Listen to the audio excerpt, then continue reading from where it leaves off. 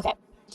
According to the National Library of Medicine, 70% of workplace communication mistakes are caused by cultural or interpersonal misunderstandings, not technological errors. That shows how powerful communication can be, especially in group settings. Today, we're going to focus on how interpersonal needs and cultural communication patterns influence group communication. The way we speak, listen, and respond is shaped by our cultural backgrounds and personal communication styles. As a group, we're going to cover topics like individualism versus collectivism, high context and low context cultures, and how homogeneity and diversity can affect group dynamics. Awesome. If Derek, you want to go ahead with your slides. Okay, so for section 3.1, interpersonal needs. Um, so to talk about interpersonal needs, it's really important to understand the motivations for the forming behind groups and for the continuation of groups, and try to apply all of this to different factors of group communication. So needs being the factor that we're focusing on, I'm going to go over a couple of theories. So this is the hierarchy of interpersonal needs by Abraham Maslow, and we start with physiological needs, so air, food, water, and shelter. And Maslow actually believes that you need to have everything before one of these needs for this need to be fulfilled. So in order to fulfill your safety needs, you need to fulfill your physiological needs, so like the basics, right? Safety needs are things like personal security, well-being. Love and belonging is like recognition amongst a group, social connection, acceptance, affection. Esteem is self-respect, confidence, respect for others, kind of like reputation as well, of you being competent, having a reason to be confident essentially. And then self-actualization, so more creativity, personal evolution, addressing meaning, reaching your full potential essentially. As for Schutz's theory, there are three basic human needs: inclusion, control, and affection. So in his perspective, inclusion is like recognition, feeling understood and respected, kind of some similarities there. Control, so status and power, control over one's life essentially. Affection, so this could be like giving or receiving of emotional warmth. Someone can have more of an inclination to be a nurturer, provider, or someone can derive more of a feeling of affection from the feeling of love that a group association can offer. So how needs shape communication? So do we understand that needs can be prioritized based on context? It's a really powerful insight to communication in general. So like if someone has less of their physiological needs fulfilled, they might communicate more directly or urgently. Same thing with safety needs, or some people might actually talk in a whisper if they're feeling unsafe. So even in general, you could be self-actualizing, but in certain moments or shorter spans of your life, you could be in different situations. So my activity is a survival scenario. So essentially, you are on a camping trip with your group and you lost the map in the woods. And let's say everyone's phone is dead and we don't have any food. So essentially, we have to survive on our own for who knows how long, basically. So the goal is to identify something that, if had or done in this scenario, would satisfy each of these interpersonal needs.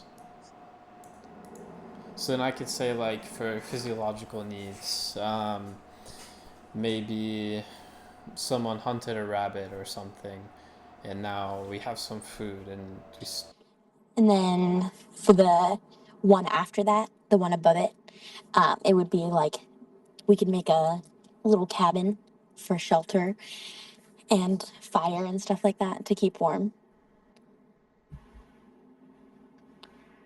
And then for the one above that one, it would be like getting a sense of community with your group, like making friendships, any kind of relationship with those people in your group. Do you think we could get the slide that has the pyramid on it so we can reference it? Yes. Slide 4. Okay. What are we missing?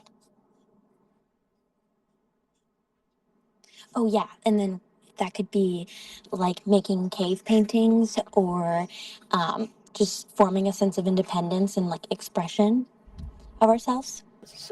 So for individual and group goals, there are differences. The individual goals are personal motivations like wanting to finish fast or get recognition.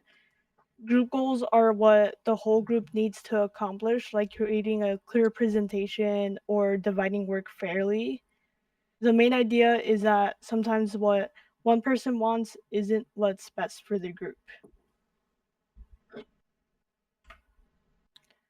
How conflict forms, it usually happens when someone's personal goals doesn't match the group goals. For example, if one person wants to get finished quickly, but the rest of the group wants a high quality project, that can cause frustration. Most group conflict starts from just having different expectations or motivations.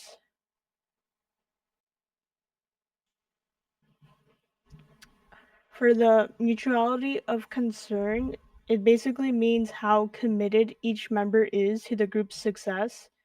It makes sure that everyone cares equally about the project.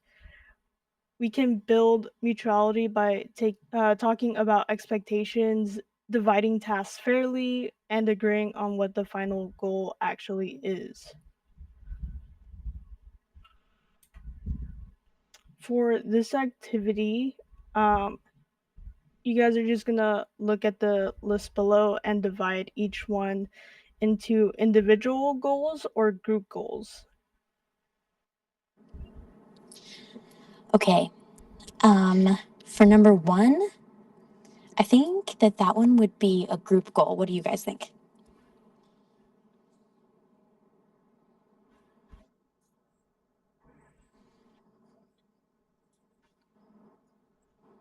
Yeah, definitely.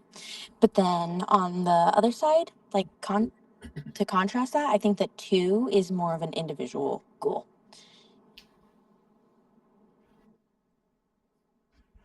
Right? Like some people like to get it done before. Some people don't mind waiting. Hensley, what do you think for number three? I think number 3 should be fair workload. Or for number three, do you think that it would be individual or a group goal, getting recognition? Oh, group goal. Yeah, that one's tricky, honestly. Yeah, because I feel like fair is kind of up for debate. Everybody might have a different definition of fair. You know, one person is a mom of like five kids, and they might not be able to do as much work as me. I'm just like a student. Um, so yeah, I think that one's kind of both. What do you think, Ingrid? How would you describe four to us? I would describe fair workload more as a group goal, um, because when you're discussing, okay, who's doing what in a group, you're doing it as a group. That's true. So it would be more of a goal towards group and less of a goal towards your individual goals. Yeah, I could definitely see that. And then I think for number five, I think that one's kind of tricky for me too, honestly. But I would say that five is more of an individual thing because as a group, if a whole group just avoids a difficult task, it's just never going to get done.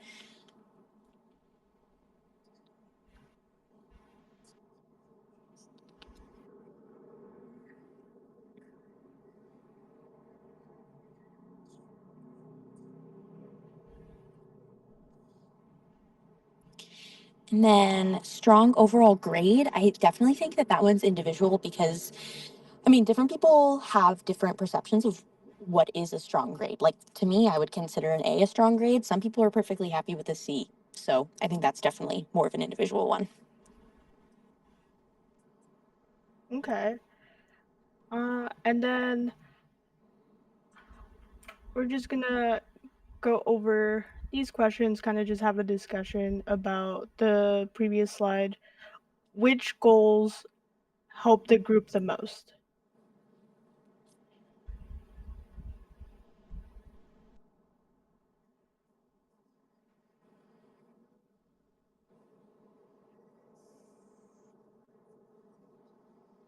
Okay. Yeah, I think fair workload is the one that will avoid the most conflict if everybody is doing the best that they can, and work is split up evenly. You're less likely to feel one way, feel a certain way towards somebody else,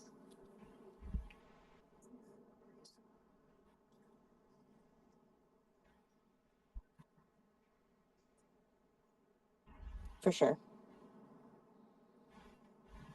Also, the time one. A lot of people have different comfort levels in terms of what's an appropriate time to turn something in, and that can definitely cause conflict. Yeah. And then how could establishing mutuality help solve those conflicts?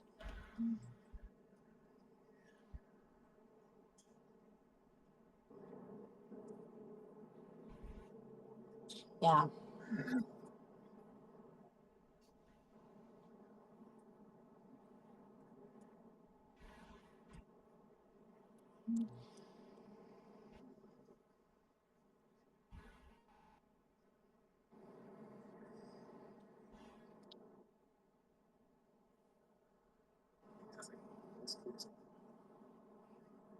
Nobody's blindsided when the group expects an A and you're not putting in the work. You're held accountable for that if you agreed to it at the beginning.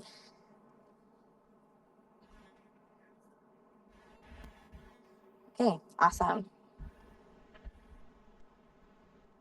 All right, so I'm going to talk about how homogeneity and diversity can influence group communication and group development. So, homogeneity means that a group is made up of members who share similar backgrounds, values, or communication styles. Diversity means that group members who come from different cultural backgrounds, meaning that they'll have different perspectives, experiences, and communication norms. So, culture plays an important role in how groups develop, because cultural norms can shape how people communicate or how they show respect, make decisions, or how comfortable they can feel speaking up.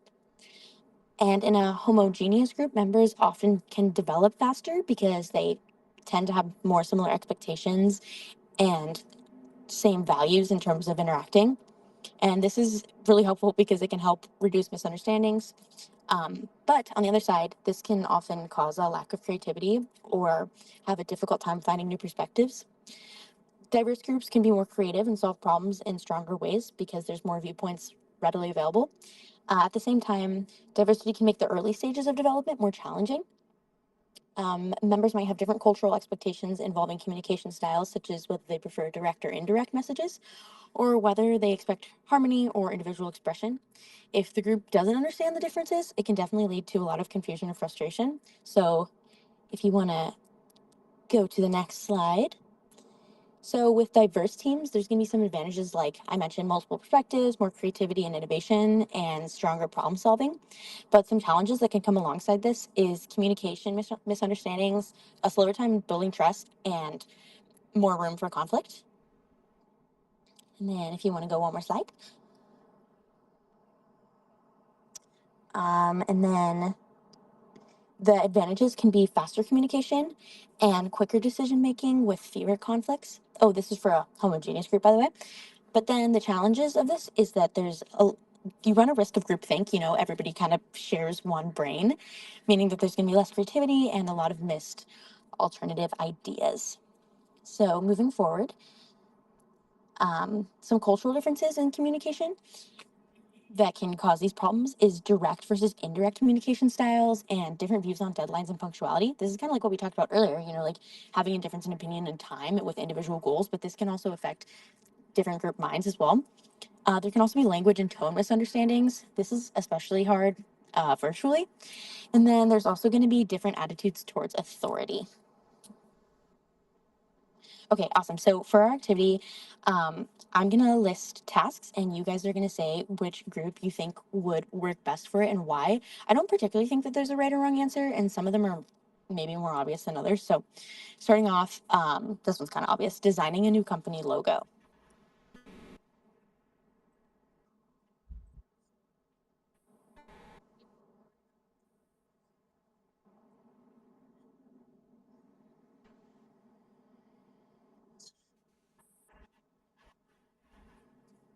Really? I feel like when I wrote this one, I was thinking more a diverse team.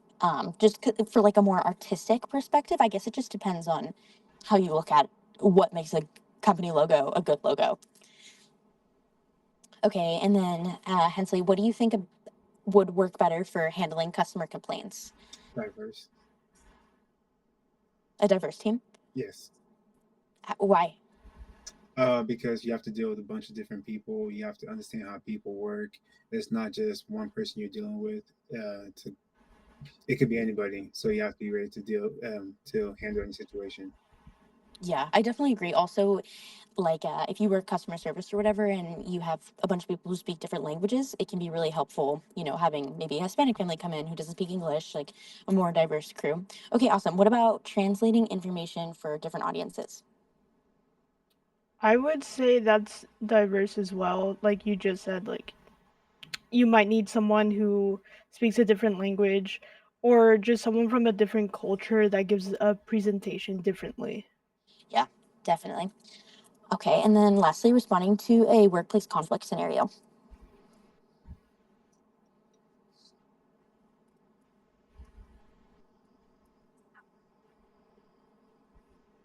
What do we think, guys?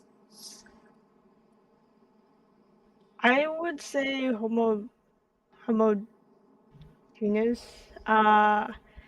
Because I feel like if it's a workplace scenario, there's like expectations that the company requires of people, and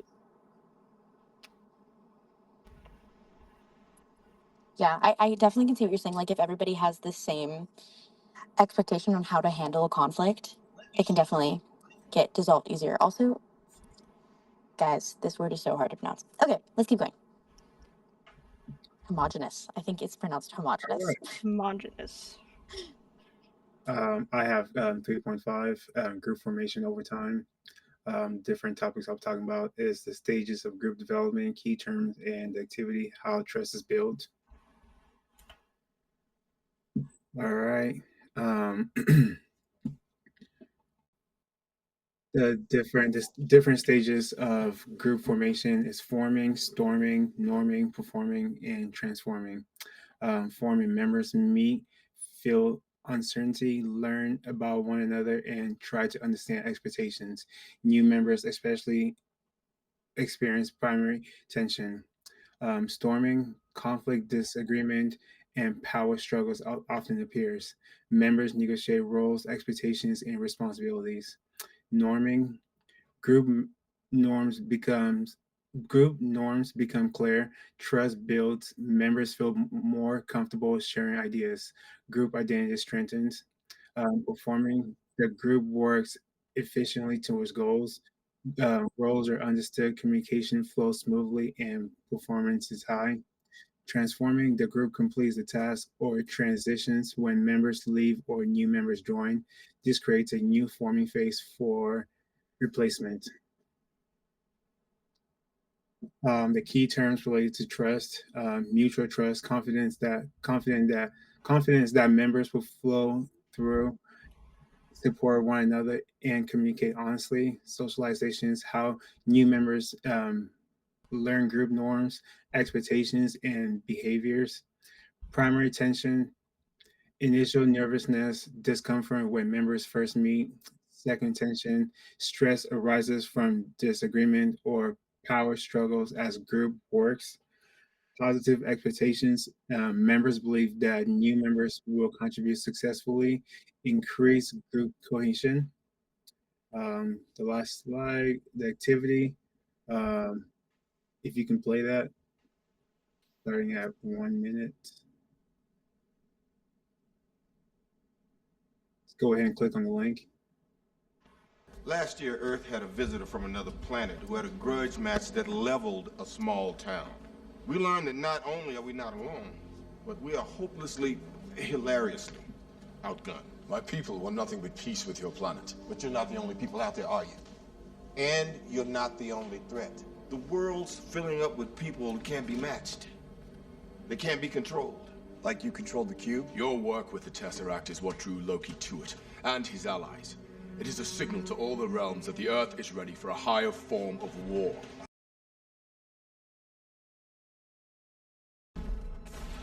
Dr. Banner. Until we can close that portal, our priority is containment. Martin, I want you on that roof. Eyes on everything. Call out patterns and strays. Stark, you've got the perimeter. Anything gets more than 3 blocks out, you turn it back or you turn it to ash. Can you give me a lift? Right. Better clench up, Legolas. Thor, you gotta try and bottleneck that portal. Slow him down. You got the lightning. Light the bastards up. You and me, we stay here on the ground. We keep the fighting here. And Hulk. Smash. Wait, I'm Oh, in the video from the first clip, it just shows how a team is coming together, and during the initial stage, they're all arguing. They don't know who is going to be a leader. They're pointing fingers at each other, saying that you're the cause of this happening. You're the cause of this happening. In the second clip, we can see that they finally came to an agreement or understanding, and they're working now together to fight together to stop the bigger problem of what was really happening. Okay, awesome. So if we're going to review the main points, we're going to talk about how important interpersonal needs are going to be, including the individual goals, group and team goals, interpersonal attraction and group attraction. And then we also reviewed how communication can shape. We talked about the difference between individual goals and group goals, including finishing an assignment fast being a personal motivation versus a shared motivation would be something like a fair workload or a clear presentation. We also discussed how conflict forms. We decided that this can happen when expectations aren't exactly clear. We talked about a mutuality of concern, which means how committed each member is, and we can different ways to establish this, like agreeing on shared goals and setting clear expectations. Lastly, we talked about diverse groups and the advantages and the challenges that come alongside that, including multiple perspectives and just having a slower trust building. We also talked about some advantages of having like-minded teams, including faster communication, but then a disadvantage being less creativity. We discussed the cultural differences and communication, like the difference between direct and indirect communication styles. And then lastly, we talked about group formation over time. We talked about mutual trust and secondary tension, and once again, went over expectations. And yeah, that's a pretty solid rundown of chapter 3 and what we learned this semester.